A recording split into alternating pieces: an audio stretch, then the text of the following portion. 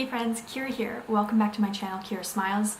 Just before we start, yes, you're hearing a sound. It is the heater that is right beside me. I would like to keep it on because it is quite chilly in this room, but I wanted to film here, so we're going to leave it on. Hopefully you can hear me okay. Today we are going to talk about a subject that is something I'm very passionate about, something that I've been doing a lot of research on, something that I think is a very prevalent issue in our society, especially as females, and we should address it accordingly. And so we're going to be getting into this subject, and I just want to first disclaim that I am not a doctor. I am not somebody who is necessarily certified to diagnose people with the subject that I'm going to talk about, but I do have information on it, and I do think it's important to address it regardless. So I'm not trying to diagnose you if you feel like you have any of the symptoms that I'm going to talk about today. I'm just making you aware of certain things that could potentially be happening in your body, and that maybe you would like to address with an actual professional in the field. So without further ado, today we're going to be talking about the Female Athlete Triad. Now, I'm not sure if you've heard about this before, but I'm going to be going into details about what it is, who it affects, and how you can help, whether you feel like as though you have it, things that you could do, tips for avoiding it. We're going to be going into all those subjects. So yeah, without further ado, let's get right into this Female Athlete Triad video. First, I want to give you guys a little bit of a scenario, okay? Jessica. Jessica is a 16-year-old girl. She's in high school, and she's been training her butt off to run track and field. She trains pretty much every day, and her coach is telling her that she needs to lose a little bit more weight if she wants to increase her performance. And so she agrees to start counting her calories and restricting her diet, and she finds that her energy levels are lowering, but she is feeling lighter, so that must be a good thing. So she's continuing to train at the same level. She's thinking, okay, if I can just keep pushing through this fatigue, I can get through it, and I'll win this track meet that's coming up in a couple of weeks. At one of her training sessions, she ends up stress fracturing her ankle. And a stress fracture is very different than a regular fracture. A stress fracture actually happens not because of injury, but just because of repeated use. Okay, so she gets a stress fracture, and now she's so panicked because she's probably not going to be able to compete at the track meet that's coming up. And she's very worried. She doesn't understand what's going on. She doesn't understand why, she's restricting her calories so that she'd be lighter. How come she's not performing as well as she once could? This, my friends, is the Female Athlete Triad, okay? Now, I'm going to break down kind of each part because it is a triad. There are 3 parts to it, and we're going to get into those details now, okay? First things first, what is it? The Female Athlete Triad is essentially something that happens to women when 1, 2, or 3 of these factors are kind of put into play. So the first thing is energy availability, altered eating, okay? That's the first thing that we're going to talk about. The second thing, I'm holding a pen. The second thing we're going to talk about is bone mineral density. So the density of your bones, the strength of your bones. And the third thing we're going to talk about is menstrual function. So your periods, how those are going, the cycles, whether they're regular or irregular. So those are the 3 factors that are implemented into the Female Athlete Triad. And these are the 3 things we're going to address and talk about the correlation between them and how one can lead to the other and can lead to the other. So first things first, let's talk first about energy availability. Energy availability is the energy that you have left in your body after exercise to power just regular functions, okay? So you intake food, you get energy from that food, you get glucose, you get carbs that break into glucose, and you use that as energy. That energy is used for the exercise that you're doing. So if you're Jessica, you're going for your track meets or you're running, you're just training for your sport. Then when you're done that sport, the rest of the glucose and the rest of the energy that's left in your body is the energy availability, okay? And now, if you're restricting your calorie intake, if you're restricting the amount of food that you're having, your energy availability is going to be lower, especially if you're maintaining the same training regime, okay? So if you're limiting your food, but you're still training at the same intensity, your body's going to use more of that food that you've intake into creating fuel for your body, and then there's not going to be a lot left after your exercise to do things like help strengthen your nails, your bones, help strengthen your hair, help reproduce muscle tissues that you've torn, help just with regular digestion, and help with hormone creation. All of these things can be affected when you start eating a little bit less and training at the same level, okay? So that's the energy availability portion of it. This is a huge portion that happens in terms of eating disorders. So girls who train really hard, they may not even be aware of it, but they actually are creating an eating disorder within themselves if they're restricting calories and they're being if they're very conscious of the amount of food they eat, and they're being very limiting, they're skipping meals, they're skipping snacks, just because they're so busy or because they think they need to limit the amount they eat. This could lead to anorexia or bulimia. These are all things that could occur, but even if you don't go as extreme as anorexia or bulimia, if you're still limiting the intake you have and your body isn't getting enough nutrients or enough source of energy to power your entire day on top of the training you're doing, this is a big issue that could lead to other things. So that's the first part, okay? Energy availability. All right, now let's talk about the second part of this triad. This is your menstrual function, okay? A couple terms that I want you to know before we get into it. Amenorrhea. Amenorrhea is the total loss of your period for over 3 cycles, okay? So if you go 3 months without your period, you are now classified as having amenorrhea, and this is the lack of a period, and this can lead to some issues. Oligomenorrhea is another term that I want to discuss, and this is the term of irregular periods. So this means that maybe you'll have your period 1 month, you won't have your period for 2 months, then you'll have it again, but the flow is really heavy 1 month, the flow is very light the next month, and so there's all these irregularities throughout your periods. This is considered oligomenorrhea. So both of these conditions can occur when training is at an increased level, but nutrition intake is at a decreased level, okay? So imagine Jessica, she's training really hard, but she isn't taking in enough food to sustain all of this energy that she's burning, and so her body are no longer performing those necessary processes that have to occur to create your period, and so she doesn't have enough fat content in her body to be able to produce your period, okay? So this is kind of the effect that occurs. Now, healthily, athletes should be between 17% and 22% body fat, while the regular population is typically between 20 and 25% body fat. This is just the percentages in order to healthily create your menstrual cycle and create regularities throughout. If you're above or below, there could be some issues that occur, and in particular we're discussing the below portion, where athletes have such a low fat percentage in their body that they aren't even able to produce their menstrual cycle. Now, this lack of a menstrual cycle, or this irregular menstrual cycle, will lead to deficiencies in estrogen. Estrogen is this very important hormone in female bodies, and a huge part it plays is bone density.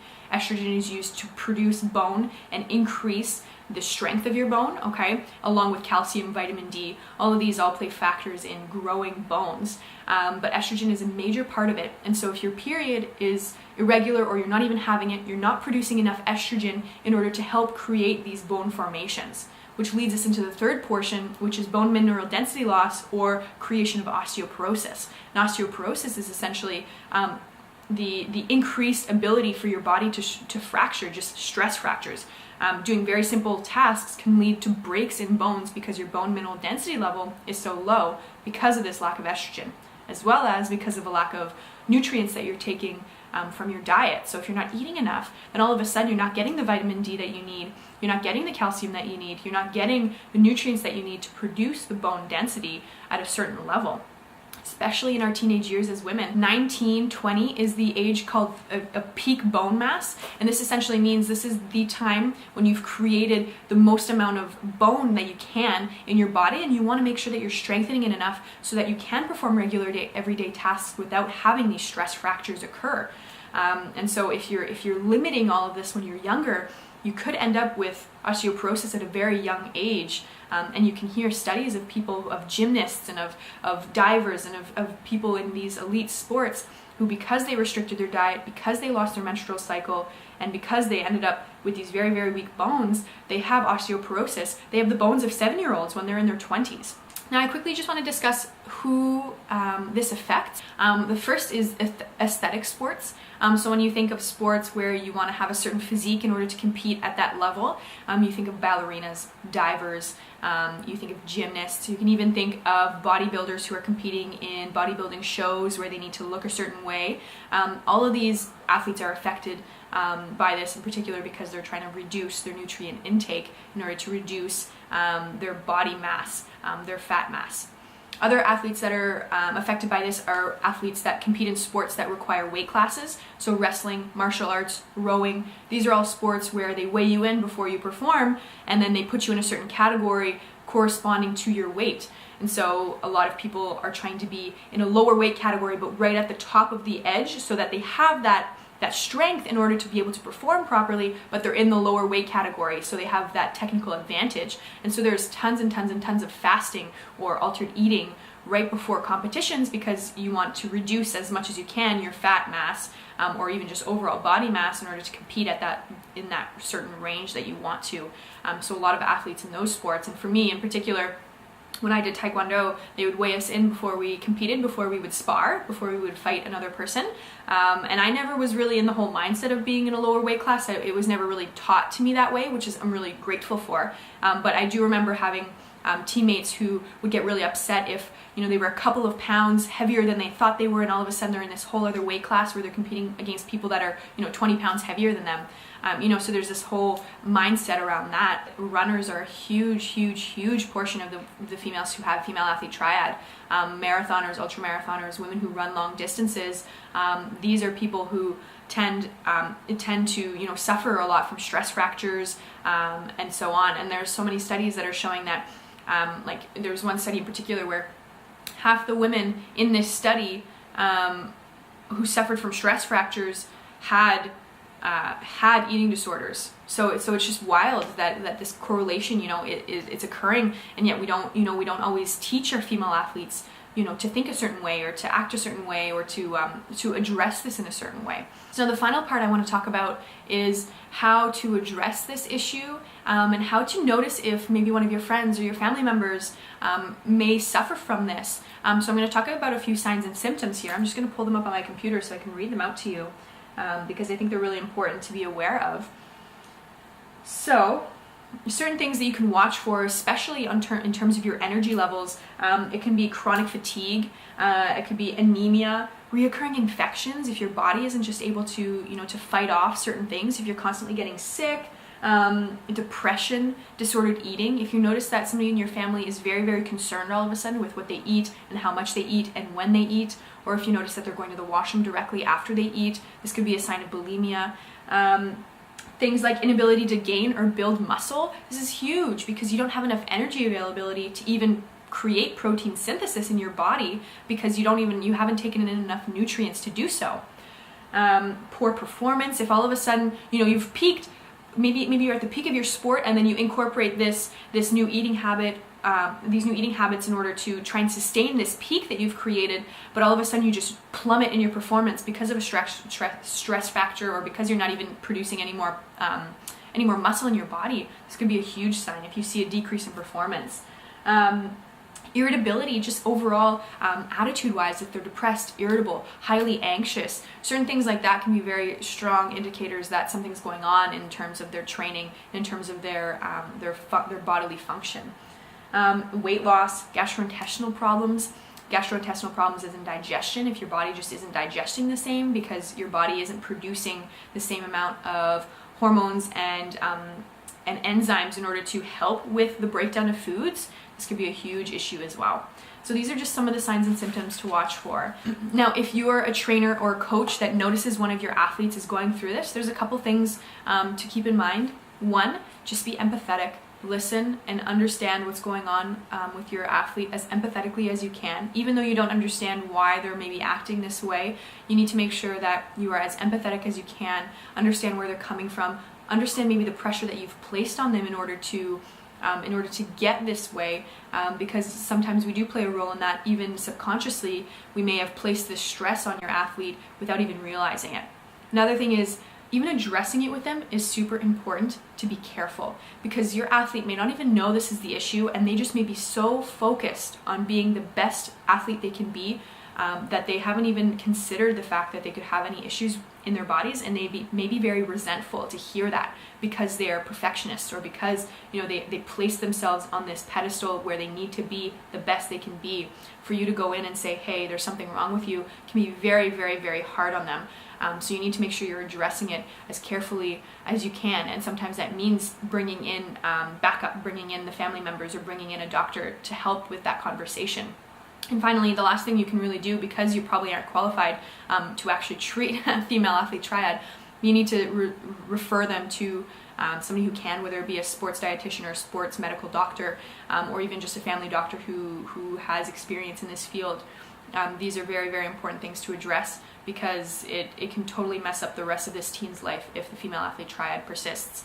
Now finally, I want to end this video with tips for you as an athlete who struggles with this whole idea of eating a certain way and having your period and, you know, just overall bone health. Hi, Benny.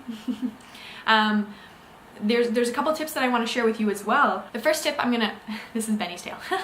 The first tip I'm gonna offer you is keep track of your periods. There are so many apps out there these days that help you keep track of your period and keep track of the symptoms that you have throughout your periods, or even just throughout every day, like through your day-to-day life. The one I use is called Flow, F-L-O, and this one is really good. It helps.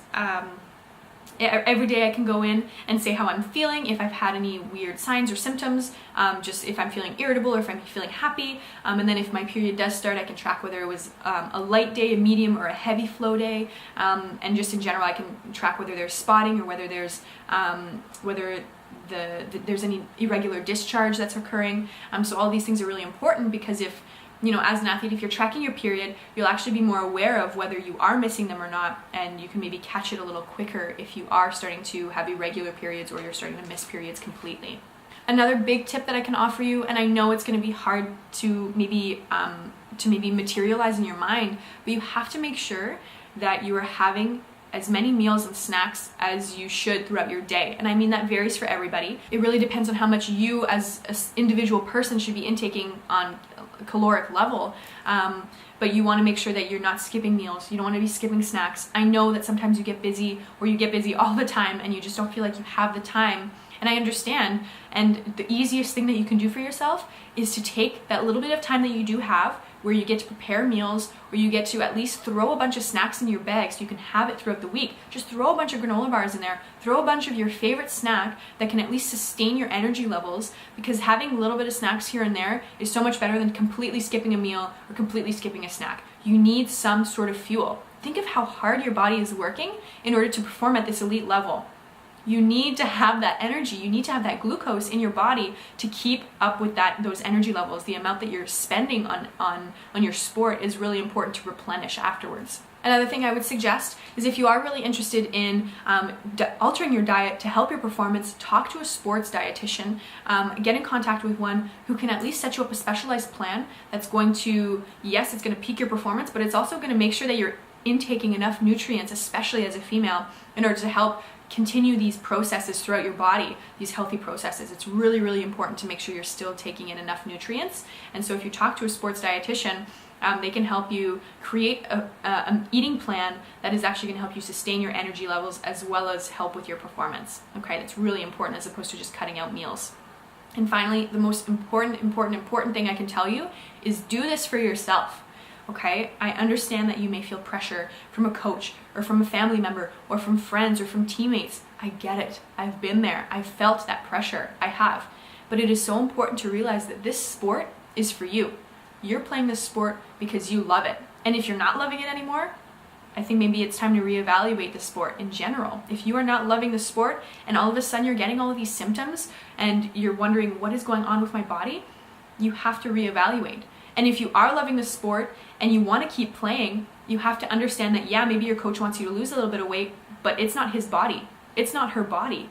It's not up to them to determine how well you need to perform. It's up to you. And so you need to remember that, yes, you're playing this sport now, but think 30 years down the road.